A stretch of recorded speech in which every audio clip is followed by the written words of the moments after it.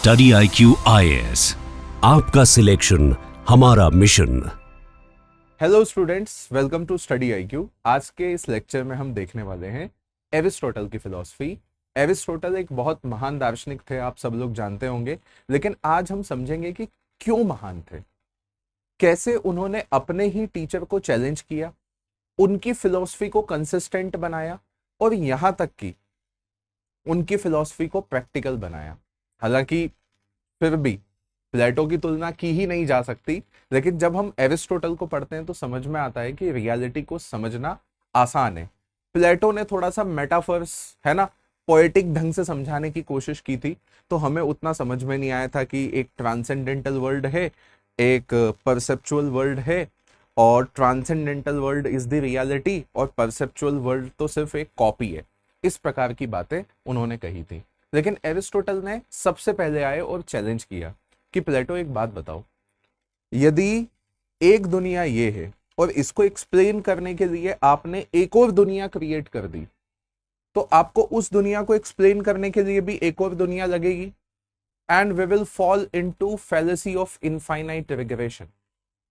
सबसे पहला प्रॉब्लम आपकी फिलॉसफी में ये है, जो आपका थ्योरी ऑफ आइडिया है, देखने में बड़ी अच्छी लगती है, but it will require another world to explain your world of idea, and that leads to fallacy of infinite regression। पहली चीज। दूसरी चीज, Plato said that ideas are essence and ideas are having their existence in the world of idea, which is separate from the perceptual world. So all the things in this world are having their essence in another world which is separate from all the worldly things। Aristotle ने कहा कि आप कैसे किसी भी चीज का essence उससे अलग कर सकते हो। It's like my essence is not within me, my essence is having its separate existence. It's like humanness is separated from all the human, we all are human being, so humanness is separated from all the human beings। ये कैसे possible है? Aristotle ने कहा कि Plato, you have created abstract individuals, these are not concrete individuals, they are abstract individuals, your ideas are static, but this entire world is evolving, this entire world is dynamic, और आपके ideas इतने static हैं कि वो इस dynamism को explain ही नहीं कर पा रहे हैं। And that is why he gave his own theory which is known as hylomorphism. We will discuss that what is hylomorphism in detail. ठीक है, देखो, वेस्टर्न फिलोसफी समझना है तो एक चीज अच्छे से ध्यान रखेंगे कि एक फिलोसफर कहीं से आएगा, कुछ कहेगा, and that philosopher is connected to the next philosopher. The next philosopher will come, take something from the previous philosopher, criticize him, modify all the thoughts, and will give something else, and then next philosopher will come. So it's like Western philosophy is like a chain where each philosopher is connected with the next one. In fact, Plato is connected to the modern contemporary philosophers as well। वो एक series of philosopher हैं जो continuous आते जा रहे हैं। जैसे कि अभी हमने देखा कि अभी हमने सोक्रेटिस पढ़े, प्लेटो पढ़े, एरिस्टोटल अब देख रहे हैं। क्या आपस में कनेक्टेड नहीं है? कनेक्टेड है। सोक्रेटिस की ही बात को प्लेटो ने आगे बढ़ाया, प्लेटो की ही बात को एरिस्टोटल ने आगे बढ़ाया, उनको क्रिटिसाइज करते हुए। तो चलिए देखते हैं कि एरिस्टोटल क्या बोलते हैं। आगे बढ़ने के पहले एक जरूरी अनाउंसमेंट है सब लोगों के लिए कि फिलॉसफी ऑप्शनल का जो नया बैच है वो स्टार्ट होने वाला है 1 जून से। आप सब लोग अभी इस बैच को ज्वाइन करते हैं तो आपको 50% ऑफ यहां पर मिल जाएगा, ना सिर्फ फिलॉसफी ऑप्शनल पर बल्कि स्टडी IQ का कोई भी कोर्स, चाहे GS का कोई कोर्स हो, ऑप्शनल का कोई भी कोर्स हो, या कोई भी फाउंडेशन का कोर्स हो, आप ज्वाइन करते हैं तो आपको 50% डिस्काउंट प्राप्त हो जाएगा। उसके लिए आपको SU लाइव कोड का इस्तेमाल करना पड़ेगा। ठीक है, तो आप ये कोड का इस्तेमाल कीजिए, आपको मैक्सिमम डिस्काउंट मिल जाएगा। रही बात फिलॉसफी के इस बैच की, तो ये बैच आपको ना सिर्फ फिलॉसफी ऑप्शनल के 500 मार्क्स कवर करवा के देगा, बल्कि इसी बैच में आपके पास 5 एथिक्स क्लासेस एंड 5 ऐसे एनरिचमेंट क्लासेस भी मिलती हैं। इसका मतलब ये है कि एथिक्स और ऐसे की क्लासेस में भी आपको इसमें सहायता मिलेगी, हेल्प मिलेगी। आगे बढ़ते हैं यहां पर। तो एरिस्टोटल ने क्या किया कि प्लेटो की पूरी थ्योरी को ही रिवर्स कर दिया। प्लेटो ने कहा था कि भाई जो ट्रांसेंडेंटल यूनिवर्स है ना, थ्योरी ऑफ आइडिया की जो बात हुई थी कि वहां पर चीजों से अलग उनका एसेंस होता है।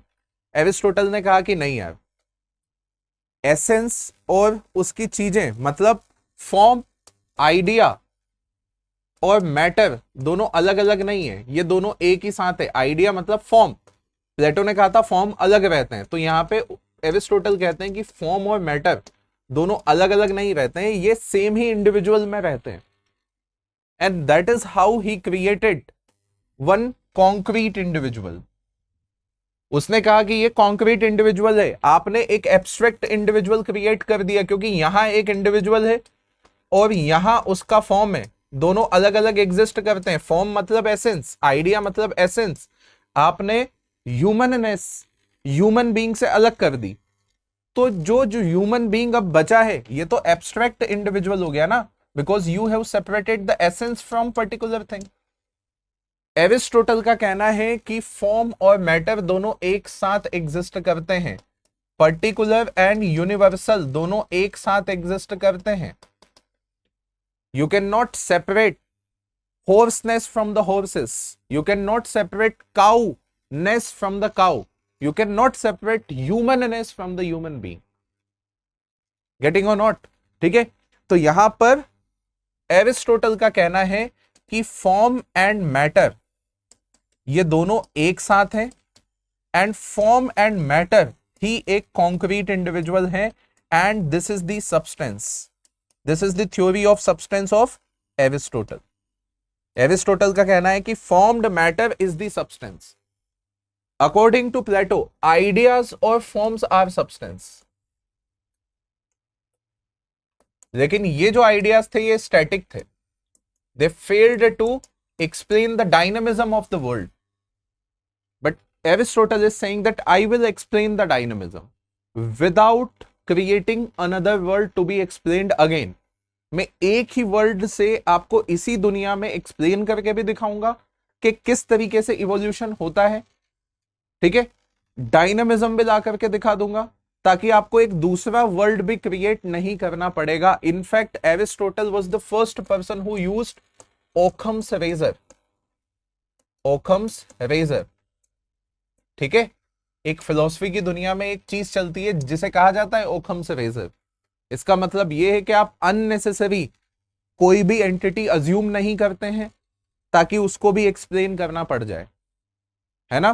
प्लेटो ने ओकम्स रेजर यूज नहीं किया था, एरिस्टोटल ने, है ना, उस समय Occam's razor was not in the use, ठीक है। लेकिन हम बोल सकते हैं कि Aristotle was the first person who used Occam's razor because he eliminated another entity to be explained again.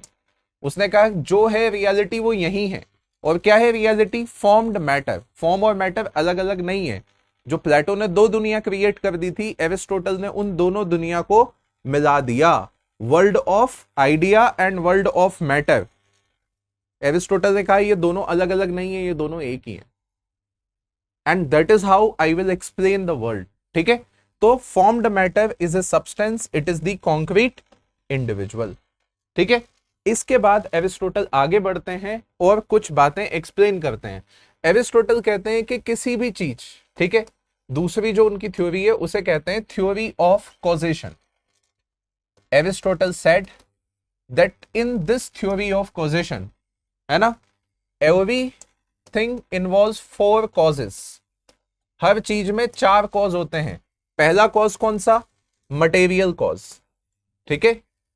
दूसरा कॉज कौन सा? Efficient cause. मटेरियल कॉज जो matter, for example if I will say that there is a carpenter, ठीक है, आपको एक table बनानी है, तो उसमें लकड़ी क्या होगी? The wood will be the material cause, yes और नो?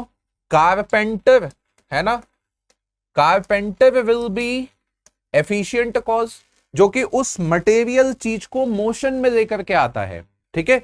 फिर आएगा तीसरा, दैट इज फॉर्मल कॉज। बनाना क्या है, टेबल बनाना है या चेयर बनाना है, that will be considered as formal cause, है ना। फॉर्मल कॉज क्या होगा, there will be one blueprint in the mind of carpenter, ठीक है। तो उस कारपेंटर के दिमाग में जो ब्लूप्रिंट होगा कि उसको इस प्रकार की टेबल बनानी है, वो क्या हो जाएगा आपका formal cause. And the last one will be the final cause. आपने टेबल बना दी, लेकिन इस टेबल को यूज कहां पे करना है, this table will be used as a dining table.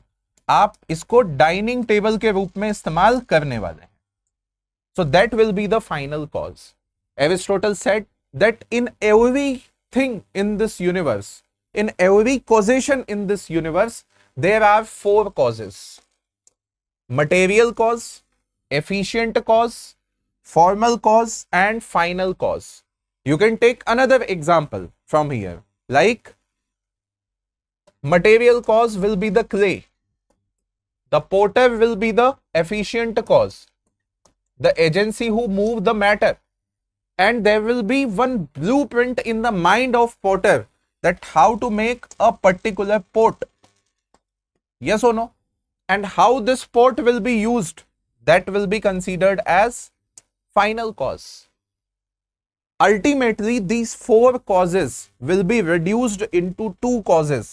Aristotle said that these four causes are nothing but two things. ठीक है? Why?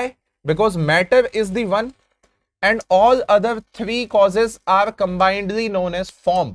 That is efficient cause, another one is formal cause, and last one will be the final cause. They are combinedly known as form. Hence, in every causation there are two things, one that is form and another thing that is matter, and we know that formed matter is the substance.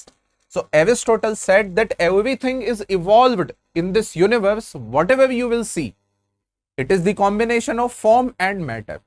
Although there are four causes, but those four causes, the other three causes apart from the matter, can be reduced into one causes. That is efficient cause, formal cause, and final cause. They are combinedly known as form. So ultimately, what form? It is the formed matter, it is the substance.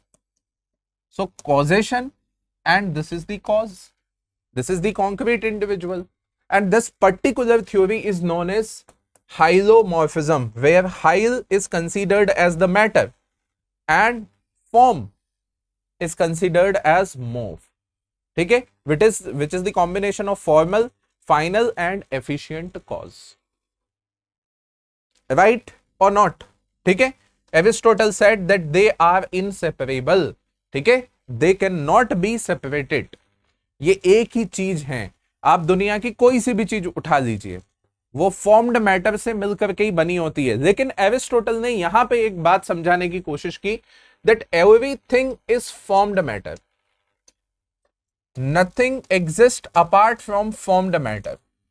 But the point is there are two extreme ends in this particular causation or in this particular evolution, and that is matterless form. The one is matterless form, and on the other thing there will be formless matter. Formless matter. दुनिया में दो extreme poles हैं, ठीक है, और पूरी दुनिया इनके बीच में कहीं पे एग्जिस्ट करती है। एरिस्टोटल का कहना है कि देखो यार, जो फॉर्म है, ठीक है, it is the principle of actuality, and matter is the principle of potentiality. जो पोटेंशियल होता है, potential means a clay, a lump of clay can become anything, a plain wood can become anything. आप उसका table बना सकते हो, आप उसका चेयर बना सकते हो, कुछ भी बना सकते हो, ठीक है। तो वो प्योर पोटेंशियलिटी होती है। तो on the one hand it is pure potentiality,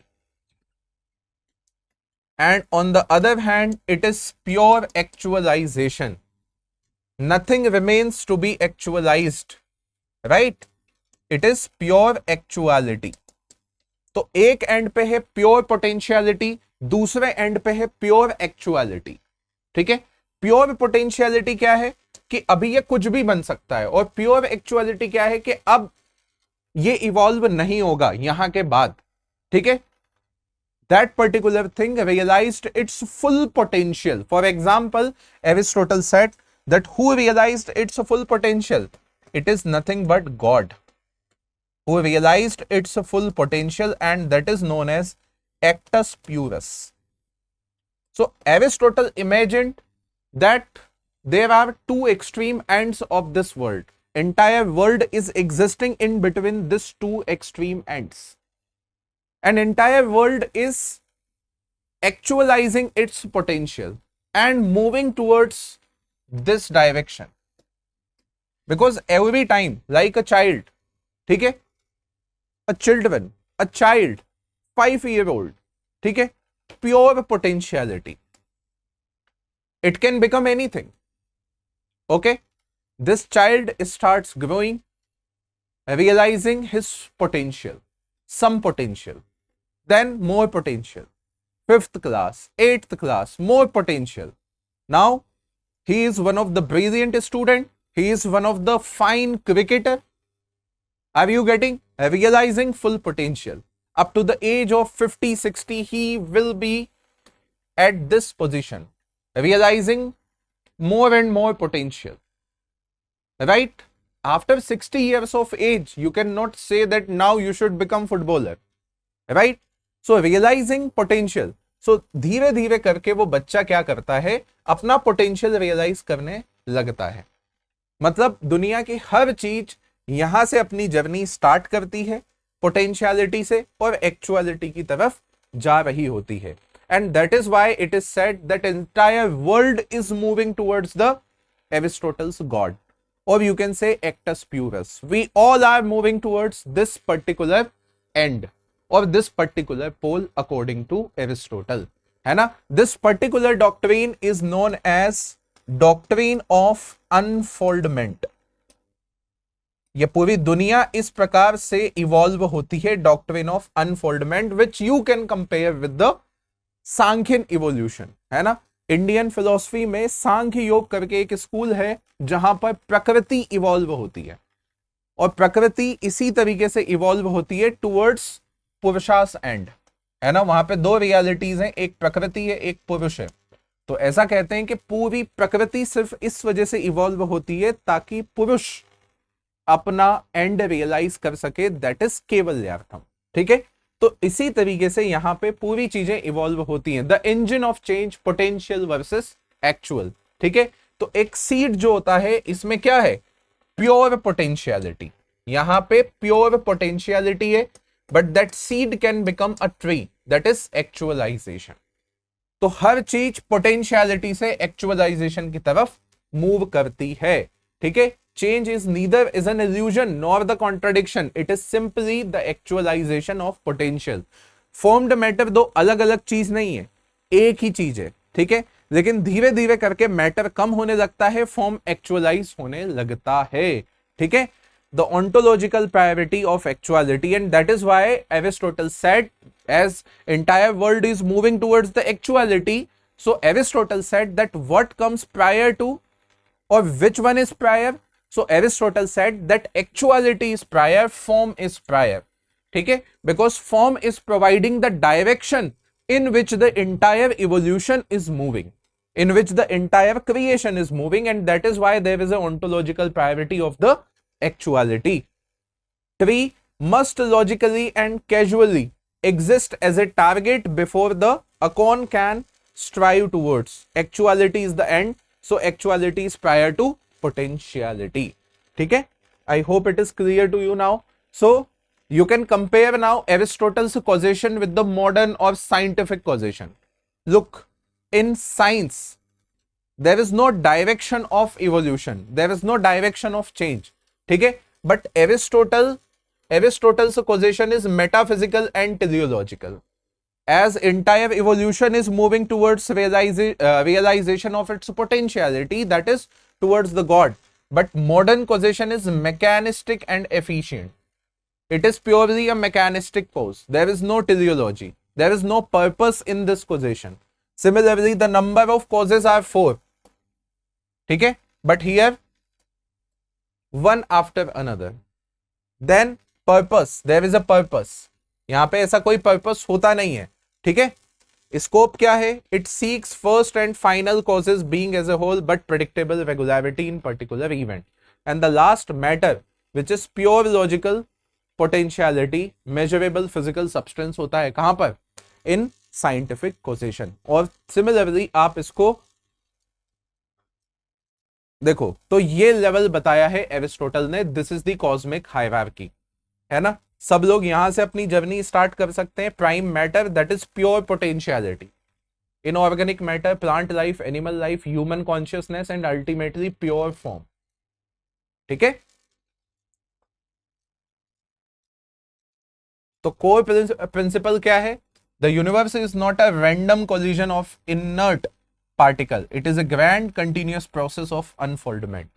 It is a dynamic process where potentiality is realizing actuality. ठीक है. तो आपको समझ में आया होगा कि दो दुनिया प्लेटो ने क्रिएट कर दी थी, एरिस्टोटल ने उनको मिला दिया और एक्सप्लेन कर दिया कि यार ये लो. अननेसेसरी एक और दुनिया क्रिएट करके, बहुत सारे मेटाफर्स दे करके, बहुत सारी अलग अलग इमिटेशन थ्योरी, कॉपी थ्योरी, है ना, केव एलिगोरी, इन सब से बचो. ये लो explanation. And best possible explanation was given by Aristotle. I hope आप सब लोगों को ये चीज समझ में आ गई होगी. जाने के पहले एक बार फिर से मैं आप लोगों को बता देता हूं कि फिलॉसफी का बैच जिन भी बच्चों को ज्वाइन करना है उनके लिए एक अच्छा चांस है कि उनको 50% ऑफ मिल रहा है. तो वो ज्वाइन कर सकते हैं if they are using SU live code to avail the maximum discount. Thank you so much. Study IQ IAS, आपका सिलेक्शन हमारा मिशन.